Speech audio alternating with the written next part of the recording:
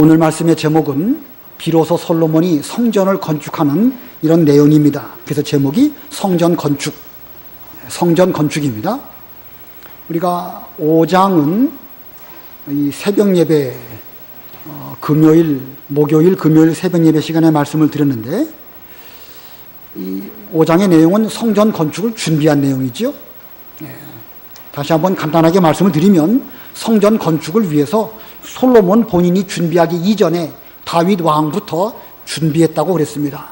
다윗은 자기가 성전 건축하는 일이 하나님께로부터 허락받지 못했지만, 비록 성전 건축에는 직접적으로 참여하지 못할지라도 그것을 위한 준비는 누구보다 많이 했습니다. 죽기 전에 많이 준비했다, 이런 말씀이 있습니다. 그리고 이제 이 다윗이 솔로몬에게 내가 많이 준비했지만 이것만으로도 부족하니까 너는 또 많이 준비할 것이고 너는 일어나서 일해라. 여호와께서 너와 함께 하실 것이다. 이렇게 유언을 했습니다. 솔로몬이 왕이 되어서 3년이라는 기간이 있었는데, 그 3년이라는 기간 동안 또 두로 왕 히람에게도 부탁을 해서 성전 건축 준비를 또 했습니다. 자, 성전을 짓는데 이스라엘 백성들만을 위해서 그들의 힘만으로 한 것이 아니고, 심지어 이방 왕 두로 왕 히람에게까지 도움을 받아서 준비한 것은 우리에게 무엇을 의미하는가? 이 구약시대의 성전은 이스라엘 백성들이 지은 성전일지라도 거기는 만국이 기도하는 집이고 또 열국을 그 성전을 통해서 복주실 것을 미리 그렇게 예표한 것이기 때문에 이방 사람들도 그 성전 건축에 참여하게 하였던 것입니다. 이 성전 건축은 민족적으로 이스라엘만의 성전이 아니고 만국이 하나님을 섬기는 성전이라는 의미가 거기에 담겨져 있는 것입니다. 또 솔로몬은 이 성전 건축하기 위해서 많은 일꾼들을 또한 준비했는데, 일꾼, 부역자들과 함께 또 책임자, 감독자들도 세웠습니다. 이것을 볼 때에 솔로몬이 얼마나 지혜로운 사람인지 알 수가 있죠. 일꾼도 필요하지만 일꾼을 또 잘 효율적으로 일하기 위해서는 감독도 필요한 것입니다. 감독만 다 감독이면 안 되겠죠. 일꾼도 필요하고, 이게 상대적인 것입니다. 우리가 이 사회생활함에 있어서도 사장이 있으면 직원도 있는 것이고, 또 직원만 있어가지고는 곤란합니다. 그 직원들을 잘 관리, 감독하는 그런 사람들도 필요한 것처럼 하나님의 일을 함에 있어서는 질서와 체계와 조직을 따라서 일을 하도록 하는 것이 솔로몬의 지혜입니다. 이제 6장에 들어와서 비로소 성전 건축을 시작하게 됩니다.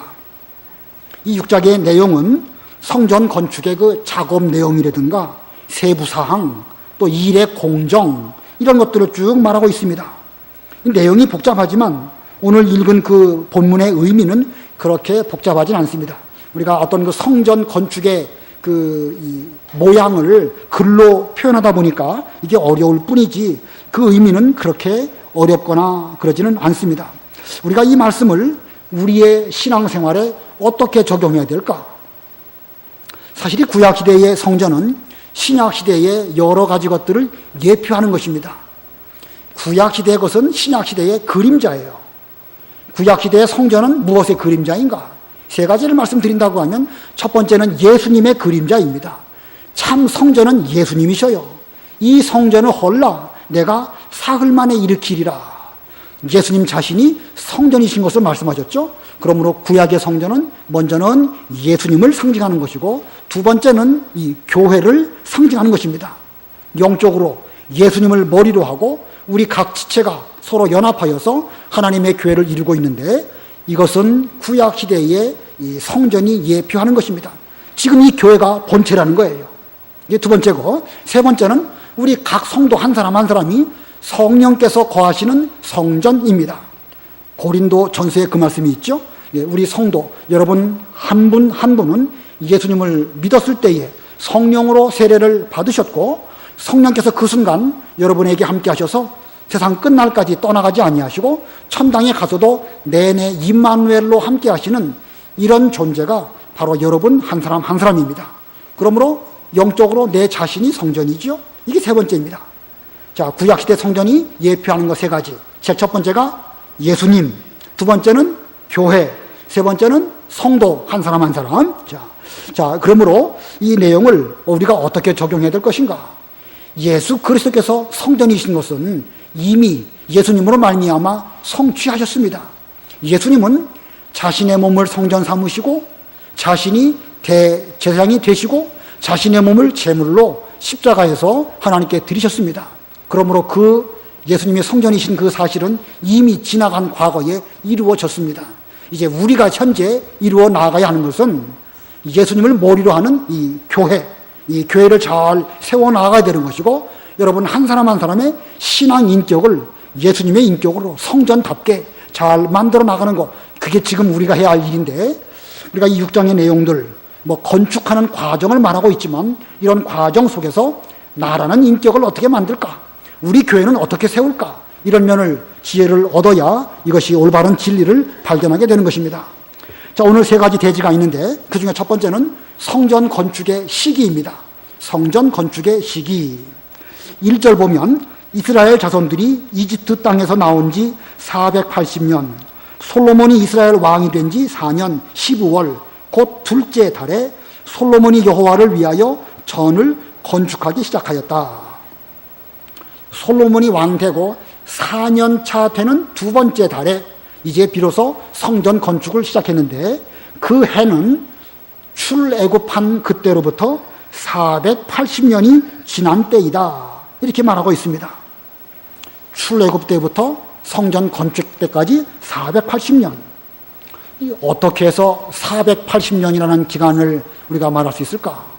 그 중에는 광야 40년도 있고요, 여호수아가 이스라엘 백성들을 이끌고 가나안 땅을 점령한 그 기간, 성경학자들은 그 기간을 32년으로 계산을 합니다.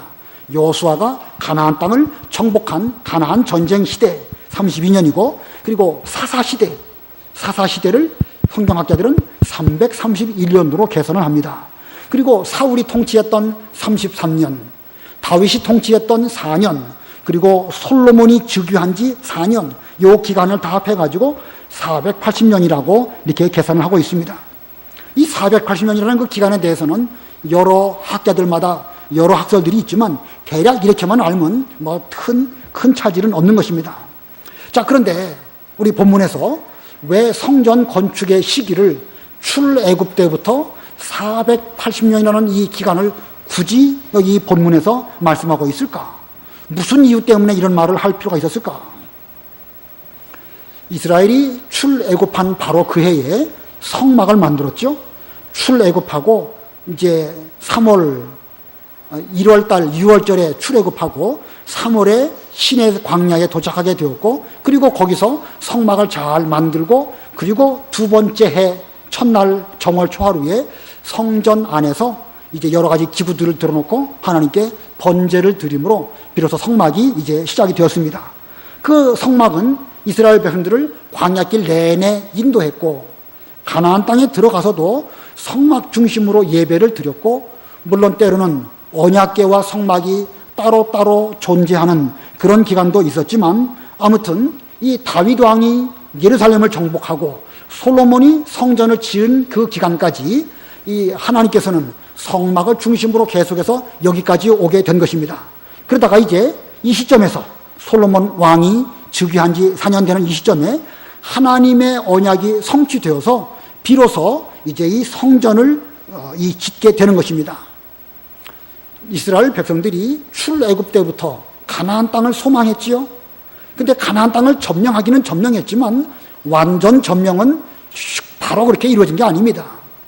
여호수아 때에도 그들이 가나안 땅을 점령하긴 점령했지만 완전히 그 가나안 7 족속들을 다 몰아내지 못하고 그들을 그 부분적으로 남겨두었기 때문에 이스라엘 백성들이 믿음을 지키지 못할 때에 그 가나안 족속들이 옆구리의 가시와 같이 이스라엘 백성들을 괴롭히는 이런 일들이 있었습니다. 이건 뭘 보여주냐면 출애굽해서 구원받은, 죄 가운데서 구원받은 성도라 할지라도 천당에 들어가기 전까지는, 천당을 완전히 다 점령하기 전까지는 계속해서 우리 속에 있는 그 육체의 부패성과 더불어 끊임없는 영적 전쟁을 해야 되는 것을 보여주는 것입니다.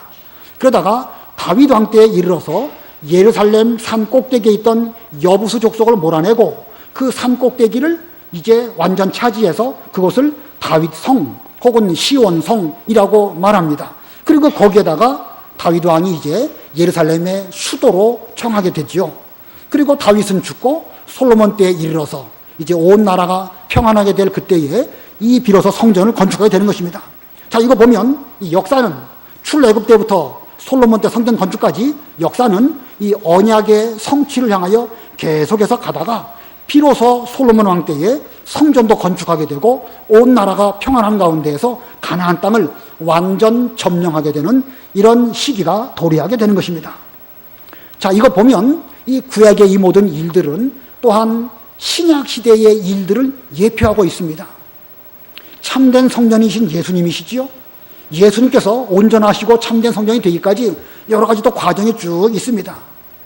이스라엘 백성들은 솔로몬 왕 이후에 그 솔로몬 성전에서 하나님을 잘 섬겼지만 그들의 신앙은 점점 변질되고 믿음은 타락하게 되었습니다.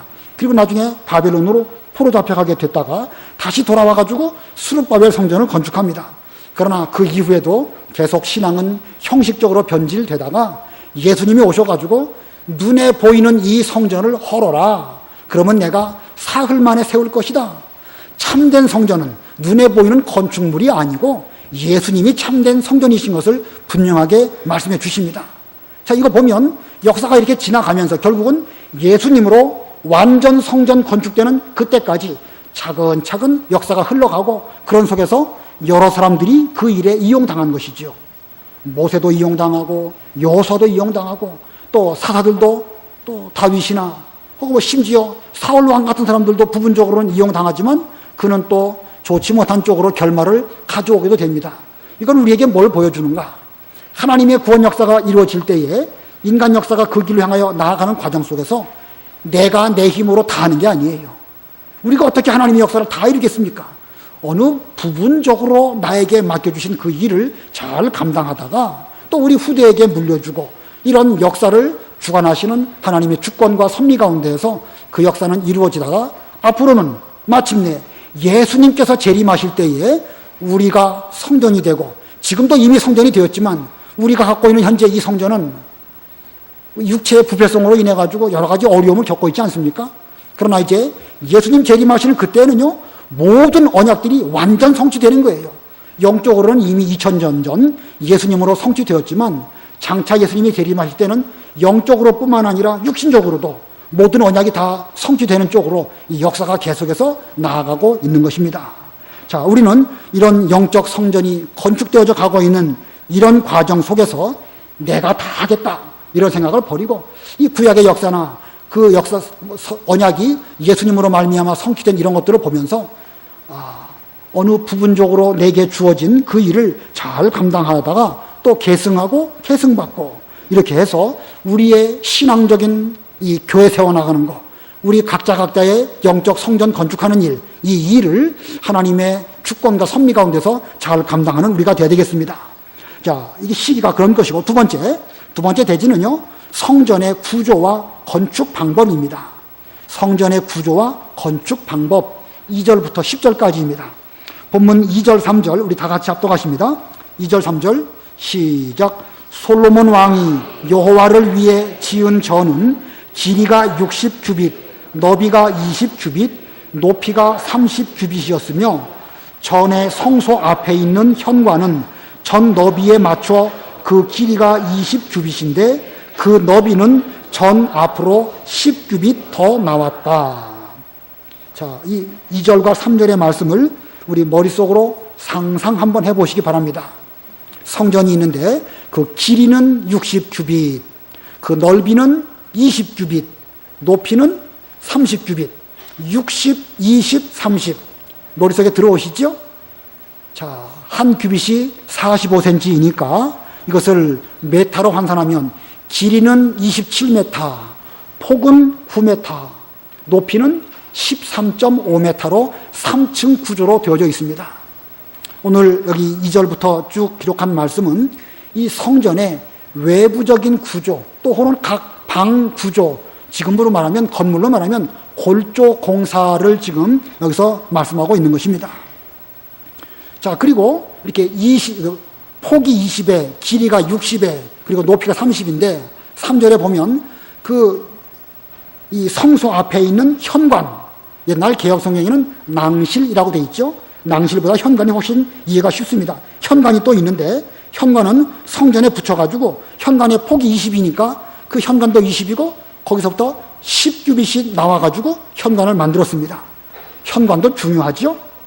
건물에 현관이 없으면은요, 이 본 건물의 그 기능을 제대로 발휘할 수가 없습니다.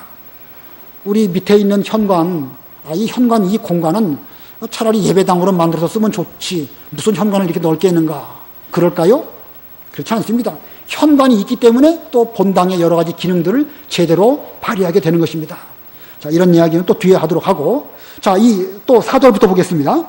4절. 그리고 그가, 솔로몬이 창틀에 창살이 달린 창문들을 전에 내었고, 전에 그 성막에서는 창문이 없어요. 창문이 없었는데 성전에서는 창살이 있는 창문을 내었고, 5절. 또 전에 벽을 돌아가며 다락을 지었으니 곧 성소와 지성소를 둘러싼 전에 벽에 붙은 골방들을 만들었는데 그 골방들의 맨 아래층은 그 너비가 5규빗이고 가운데층은 그 너비가 6규빗이며 3층은 그 너비가 7규빗인데 그가 전에 벽 바깥을 돌아가며 턱을 내어 들보가 전에 벽에 박히지 않게 하였다. 자, 이 말이 잘 이해가 되십니까? 다시 머릿속으로 상상하시면 이 그림을 좀 그려가지고 화면으로 보였으면 좋겠는데 제가 그림 그리는 재주가 없어가지고 잘 못했습니다. 그냥 머릿속으로 이해하셔요. 폭이 20이고 길이가 60입니다. 그런데 그것은 둘로 나누어지는데 그 안쪽에 있는 곳은 지성소, 바깥쪽에 있는 것은 성소라고 합니다. 그래서 맨 안쪽은 폭이 20규빗에 또 길이도 20규빗, 정사각형 모양으로 평면이 돼 있어요. 그리고 그것이 제일 안쪽이고 바깥에 있는 지성소는 폭은 20이고 길이는 얼마겠지요? 아까 60에서 20 빼고 40이죠? 지금 머릿속에 들어오셔요? 잘 안 들어오셔요? 이렇게 성전 평면이 있다고 하면 이게 60이고 이게 20이에요. 그런데 안쪽에 있는 지성소는 20에 20. 이게 지성소고 바깥쪽에 있는 성소는 요 폭은 20에 요것은 40이라는 말입니다. 그리고 여기에 이어서 10규빗이 나와가지고 낭실, 현관을 또 만들었다는 말이에요. 그런데 여기 지금 읽은 4절로 6절은 이것을 평면이 그렇다고 치면 3층 규조로 되는 게 3층. 아까 30규빗이라고 그랬죠? 3층이고, 그리고 바깥쪽에는요, 이 성전에다가 덧붙여가지고 다락과 골방을 또 만든 거예요. 그러니까 여기 평면이 20이고 60인데 여기에 덧붙여가지고 바깥으로 골방과 다락을 만들었는데 골방과 다락을 만들 때에는 이쪽으로 이제 이게 석가래를 해야 될 거 아니겠습니까? 근데 그것을 이 전 벽에 붙도록 한 것이 아니라 여기 이 벽이 있으면 벽을 돌출시켜가지고 여기다가 석가래를 달아내서 바깥에 골방과 다락을 만들었다. 그러니까 성전 안쪽으로 무슨 석가래가 들어가거나 이렇게 되지 않도록 그렇게 만들었다는 뜻입니다. 자, 이런 그 구조에 대한 것은 여러 가지 참고 자료들을 보면 다 이해하실 수 있습니다. 또 어느 면에서는 거기까지 여러분들이 머릿속에 안 들어와도 중요한 건 아니에요. 근데 중요한 게 몇 가지가 있어요. 중요한 게 몇 가지인데 그 중에 첫 번째는요, 하나님께서 명하신 설계도대로 지었다는 것입니다. 성전을 지을 때에 반드시 하나님이 명령하신 설계도대로 지었다는 것, 이것이 첫 번째로 중요한 것입니다. 한번 읽어보겠습니다. 열왕기상 6장 38절, 6장 38절 읽어보세요. 제11년 9월 곧 8월에 성전이 그 모든 구성물과 함께 설계도대로 완공되었으니 그가 7년 동안 그것을 건축하였다. 예, 성전이 그 모든 부속물과 함께, 아까 그 골방이나 다락이나 그런 부속물과 함께 설계도대로 완공되었으니 7년 동안 그것을 건축했다. 이 설계도는 솔로몬이 하나님에게로부터 직접 받은 것이 아니고 그의 아버지 다윗이 하나님께 기도하는 가운데 계시로 받은 설계도인데 그 계시대로 솔로몬이 그대로 시공을 한 것입니다. 자, 설계도를 받기는 다윗 왕이 받았고 다윗 왕에게로부터 물려받은 그 지금으로 말하면 청사진대로 성전을 솔로몬이 제대로 지었다는 거예요. 이런 내용은 그냥 기록만 해두세요. 역대상 28장 10절로 13절, 역대상 28장 또 19절 이렇게 보면 설계도대로 솔로몬이 지었다. 이런 말씀이 있습니다. 이것은 오늘날 우리에게 무엇을 교훈하실까? 우리가 지금 교회를 세우고 여러분들이 하나님의 성령이 거하시는 성전이라고 했는데, 여러분의 교회, 우리의 교회, 또 여러분 한 사람만의 성전, 이것은 하나님이 말씀하신 그 말씀대로 반드시 지어져야 합당한 것입니다. 내 임의대로 하는 것은, 그것은 설계도대로 지은 것이 아니고, 설계도대로 짓지 않은 그런 성소에는 하나님께서 거하시기가 좀 불편하시든지 어려움을 겪으실 것입니다. 그러므로 우리는 교회를 세울 때에도 반드시 하나님의 명령대로 신구약 성경 66권 어떤 말씀이든지 한 말씀도 저촉되지 않도록 그대로 순종해서 성전을 지어야 할 것입니다. 백부장이 예수님의 모든 말씀이면 만물이 다 복종하고 심지어 중풍병도 떠나갈 줄 알고 본인도 그 말씀 앞에 목숨 걸고 순종하려고 하는 그런 믿음을 가졌죠. 우리도 그런 믿음을 가져야 온전한 성전을 제대로 건축할 수가 있게 되는 것입니다. 우리는 이 성전의 여러 가지 것들을 할 때에 우리의 신앙의 선조들이 물려준 정통 신앙대로 우리의 교회와 여러분들의 성전을 잘 지어야 되겠습니다. 그다음에 두 번째, 본문에서 깨달아야 될 두 번째 진리는요, 전 안에서는 소리가 들리지 않게 지었다는 것입니다. 전 안에서는, 성전을 지을 때에 성전 안에서는 시끄러운 소리가 들리지 않도록 성전을 지었다. 솔로몬이 성전 공사를 할 때 그거. 자, 이 소리라는 것은 시끄러운 소리로서 이 교회 내에서 여러 가지 복잡하고 싸우고 이런 여러 가지 일들을 상징하는 것입니다. 본문 7절 다 같이 합독하십니다. 7절 시작. 그리고 전을 지을 때에 채석장에서 미리 다듬어 놓은 돌로 건축하였으므로 전에서는 망치나 정이나 어떤 철 연장의 소리도 건축하는 동안에 들리지 않았다. 자, 외부에서 미리 다듬어 놓은 돌, 나무를 쓴다고 하면 미리 정확하게 치수를 재가지고 외부에서 가공을 해가지고 들어와서 그 안에서 무슨 그걸 새롭게 톱으로 썬다든가 돌을 깨서 모양을 맞춘다든가 그렇게 하지 않고 절대 바깥에서 완전 준비를 해가지고 와가지고 안에서는 조용하게 갖다 이렇게 잘 장착하는, 그렇게 했기 때문에 그 전 안에서는 망치나 정이나 어떤 철 연장의 소리도 들리지 않았다. 이렇게 말하고 있습니다. 자, 이게 쉬울까요? 어려울까요? 보통 어려운 게 아니죠. 목수들이 무슨 일할 때 보면은요, 적당하게 나무토만 갖고 와가지고 딱 봐가지고 이렇게 갖다 대서 했는데 잘 안 맞으면 이렇게 또 자르고 망치로 치고 이렇게 해가지고 맞추잖아요. 그럼 일이 훨씬 쉽습니다. 근데 그것을 성전 바깥에 멀리서 다 가공을 해가지고 와가지고 거기서는 딱 맞추기만 한다는 게 이게 얼마나 일이 복잡하고 힘듭니까? 그래도 솔로몬은 성전 내부에서는 복잡하고 시끄러운 소리가 나지 않도록 조심해서 성전을 지었다. 자, 이것은 우리에게 지금 무슨 교훈을 주는 것일까? 오늘날 우리도 이 성전 안에서 어떤 일을 할 때에 시끄러운 소리가 나고 복잡한 일들이 일어난다고 하면 그건 건전한 교회, 하나님이 기뻐하시는 교회라고 말할 수 없습니다. 우리 역시도 똑같은 인간이기 때문에 부패성이 있고 내 의견 다르고 때에 따라서는 저 사람 의견 다르고 그럴 수가 있지요. 그러나 그런 일들이 있을 것처럼 보여진다고 하면 미리 의논하고 그래서 은혜롭게 하나님의 모든 일들을 잘하는 것. 그래서 교회 안에서는요, 싸우고 다투지 않고 모든 일들을 은혜롭게 하는 것. 이것이 우리가 성전 건축할 때에 참고해야 될 중요한 진리입니다. 쉬운 거 아닙니다. 절대로 쉬운 거 아닙니다. 그러나 어떤 일이 있더라도 교회에서는요, 은혜로 그 모든 일들을 해야 되는 것이지 내 주장을 지나치게 강조하다가 다른 사람과 부딪히고 그러면 그 일은 잘 될지 몰라도요, 결국은 교회가 교회답지 못하게 되고 시끄러운 소리가 나게 될 것입니다. 여기서 뭘 이렇게 예배당을 짓는데 그걸 잘하는 것이 중요한 것이 아니라 은혜롭게 시끄러운 소리 나지 아니하고 원만한 가운데 되는 것, 이게 훨씬 더 중요하다는 것입니다. 제가 아는 어떤 교회가 있는데 그 교회 목사님이 참 교회를 오랜 기간 동안 그 개척하고 성도들하고 원만하게 해서 몇십 년을 한 3, 40년을 지금 목회해서 오늘날까지 왔습니다. 그러다 보니까 모든 일들이 은혜롭게 잘 됩니다. 근데 은혜롭게 한다고 하지만 인간의 제도와 질서로 볼 때는 문제가 있을 수 있죠. 뭐 어떤 그 돈을 쓴다든가 무슨 결제를 한다든가 그럴 때에도 다 믿고 은혜롭게 하다 보니까 외부에서 볼 때는 무슨 주먹구구식으로 하느냐 이렇게 보일 수도 있는 거예요. 잘 모르니까.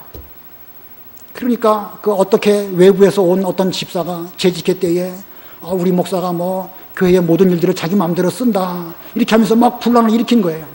부분적으로 보면 그 말이 맞는 것처럼 보여도요, 오랜 기간 동안 그렇게 한 거, 그런 가운데서 은혜롭게 된 거, 그것이 깨져버리기 때문에 그때부터 그 교회는 아주 이 복잡한 소용돌이 가운데 휩싸이게 되었다는 것을 제가 들었습니다. 물론 뭐 그 목사가 어떤 이 장부 관리라든가 이런 것들을 제가 잘 못했다는 뜻은 아니에요. 근데 문제는 뭐냐면 그걸 혹시 자기가 의문이 되거나 그러면 찾아와서 물어보고 앞뒤를 살펴보고 이게 다 차질 없이 됐구나 이렇게 하면 좋은데 일부러 그것을 들춰내가지고 자기의 존재감을 나타내기 위해서 이렇게 쏘아대면서 우리 목사가 자기 마음대로 돈을 쓴다 이런 식으로 말하니까 교회가 복잡하게 되고 다른 사람들은 은혜롭게 잘 받았는데 그 사람 때문에 여러 가지 일들이 많이 일어났다는 말을 제가 들었습니다. 이게 교회가 그렇게 되지 않도록 은혜로운 분위기가 무너지지 않도록 우리는 항상 조심해야 될 것입니다. 아무리 옳은 이야기를 할지라도 은혜롭게 하는 것이 먼저라는 것을 기억하면서 또 내가 알지 못하는 또 다른 면이 있음을 알면서 우리는 하나님의 일을 할 때에 항상 시끄러운 소리가 나지 않도록 하는 것이 아주 중요하다는 사실을 기억해야 됩니다. 그 다음에 세 번째 소지예요. 본문에서 우리가 배울 그 세 번째 소지는 이 골방과 다락과 층계도 지었다는 사실입니다.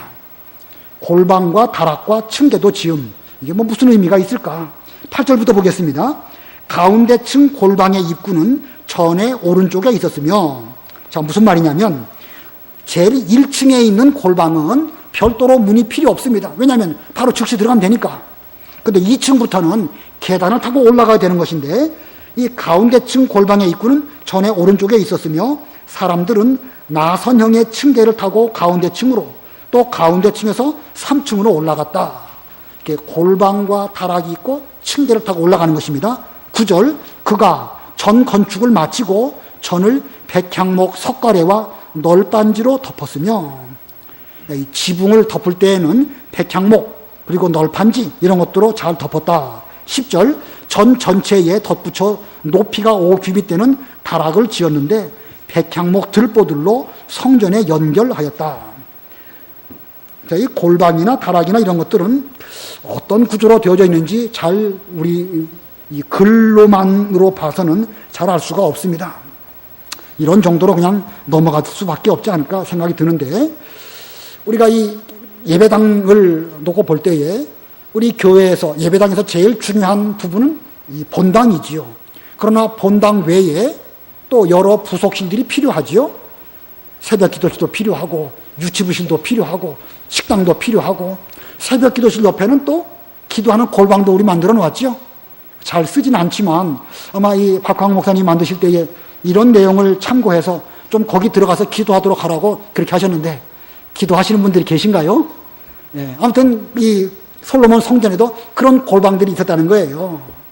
그와 같이 지금 시대에도 본당도 필요하지만 여러 부속실이 있어서 거기에서 또 기도도 하고 때에 따라서는 잠도 자는 것입니다. 사무엘도 그 성소에 가가지고 하나님을 섬길 때에 거기서 잠자지 않았습니까? 그가 뭐 성소나 지성소에 들어가서 잤을 것 같지는 않고 곁에 있는 어떤 부속실에서 자지 않았을까 그렇게 생각이 되어집니다. 아무튼 정확히는 알 수 없지만 지금 현재도 우리 교회가 예배를 드리는 본당도 필요하지만 여러 부속실이 있을 때에 그 교회가 원만하게 여러 가지 행사와 활동들을 잘 할 수 있게 되어지는 것입니다. 현재 우리 교회에서 그 필요한 부속실이 어디일까? 현재 우리 교회에서 아쉬운 점 어디일까요? 이런 말을 들어보면은요, 다 각각 자기 입장에서 자기들에게 필요한 부속실이 아쉽다고 말합니다. 연세 드신 분들은 노인들이 마땅히 있을 데가 없다. 성가대는 또 성가대실이 좀 부족하다.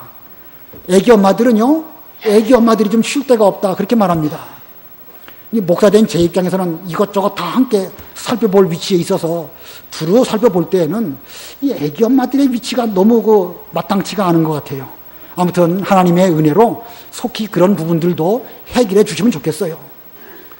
언제가 될지 모르겠지만 이런 부속실이 이 교회의 발전에 꼭 필요하니까, 물론 그게 해결될 때에는요, 애기 엄마뿐만 아니라 노인들이나 성가대실이나 다 한꺼번에 해결이 되겠죠. 우리도 이런 면에서 좀 기도해서 하나님의 은혜를 받도록 해야 되겠고, 또 좀 아쉽고 어려운 면이 있더라도 그때까지 하나님의 은혜 주실 때까지 참고 기다리면서 믿음 생활 잘 해야 될 것입니다. 그다음에 세 번째 대지예요. 크게 세 번째 대지 11절부터 13절인데 하나님의 말씀이 임함. 하나님의 말씀이 임함. 자, 11절부터 13절 다 같이 합독하십니다. 시작. 여호와의 말씀이 솔로몬에게 임하여 말씀하시기를 내가 이 전을 지었으니 만일 내가 내 율례대로 행하고 내 법규를 행하며 내 모든 명령을 지켜 그 가운데 행하면 내가 내 아버지 다윗에게 한 말들을 내게 이루어 줄 것이며 내가 이스라엘 자손들 가운데 살며 내 백성 이스라엘을 버리지 않을 것이다 하셨다. 자, 하나님의 말씀이 솔로몬에게 임했다고 그랬습니다. 근데 언제 임했을까? 그 14절을 보면은요, 솔로몬이 전 건축을 마치고 성전 건축을 마치고 이 말씀이 임했다라고 하면서 15절부터는 성전 내부에 대한 공사 내용을 쭉 말씀하고 있습니다. 그러므로 이 6장 1절부터 여기 이 10절 이 부분까지는 외부 공사, 지금으로 말하면 골조 공사, 이런 부분까지 마친 상태에서 하나님께서 말씀으로 솔로몬에게 찾아오신 것입니다. 그리고 하나님의 말씀의 요지는 두 가지인데 하나님의 말씀대로 행해라. 그리고 두 번째는 하나님께서 너희 가운데 함께 하시겠다. 이 두 가지입니다. 솔로몬이 성전 건축할 때에 얼마나 좋은 재료로 정성껏 지었습니까? 하나님도 그것을 흡족하게 여겼을 것입니다. 그러나 성전이 외부적으로 금으로 치장하고 화려하게 지은 것, 그것도 중요하고 정성을 들이는 것도 중요하지만 하나님이 원하시는 것은 하나님의 말씀대로 행하는 것, 그것을 솔로몬에게 말씀하시면서 만약에 그렇게 말씀을 잘 지켜서 행한다고 하면 내가 너희 가운데 함께 하실 것을 약속해 주셨습니다. 자, 이런 말씀의 내용도 중요한데 우리가 여기서 생각할 것은요, 하나님이 왜 이 시점에서 솔로몬에게 말씀으로 찾아오셨을까?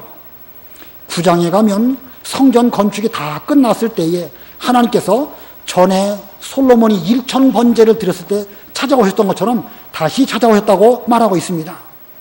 하나님은 이렇게 1,000번제 때에도 찾아오셨고 성전 건축이 다 끝났을 때도 찾아오시지만 성전 건축이 되어지고 있는 과정 속에서도 찾아오셔가지고 솔로몬을 위로하시고 힘주시고 격려하시는 것입니다.